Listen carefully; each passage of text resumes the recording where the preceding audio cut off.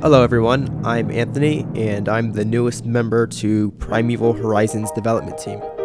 I'm the creator of such games as Batman the Baller, So hope you fools got insurance, cause you're about to catch these hands. Pokemon Sand and Gravel, Cappy the Flying Capybara, the Spongelands, Gravity, and a whole lot more. I'm new here, so I've been given the task to implement the game's UI before I go on and work on some of the more key core features of the game. UI is pretty interesting because it's somewhere in between an art and a science. On one hand, you have to make something that looks nice and is unique. On the other hand, you have to make something that is familiar so that users or players can know how to use what you made.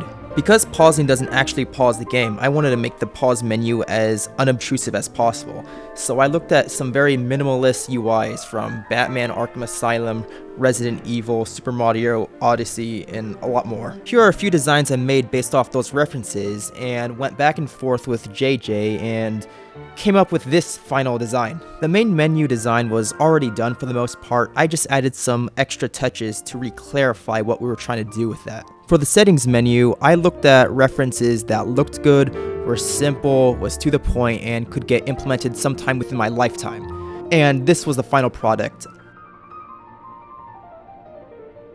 For the character creation menu, I was given a very rough wireframe, and I took inspiration from Path of Titans, and the final result is something unique yet very familiar to those who play games in this genre. When it came to Dossier, I looked at reference UIs that looked as stylistic and as artistic as possible, and came up with the following prototypes. After going back and forth with JJ again, we came up with this final design. It's a little bland compared to the reference UIs, but it has room to grow. And finally, I've been working on the server browser menu in private. Now, don't get attached to this design. I haven't shown it to anyone, no one's approved it, no one's given me their thoughts on it, but I figured I'd just show you this anyway for content reasons.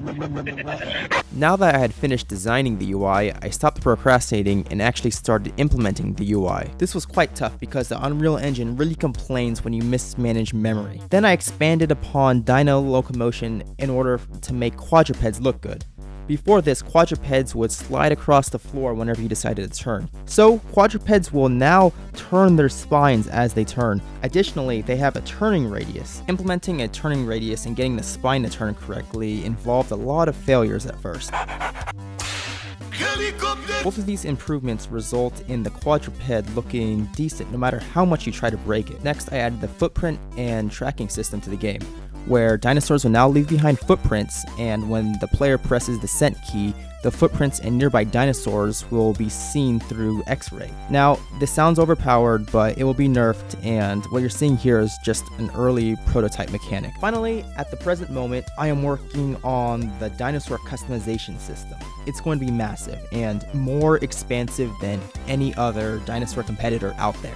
As of right now, nothing is getting implemented, I'm just designing the system. We have the UI views done and about 25 pages of technical documentation made. And that sums up about everything that's new with me. I would like to take this time to thank JJ for having me on the team and creating such an amazing development community. You know, the people on this team are very passionate. They are doing this purely because they want this game made, and that's an amazing thing.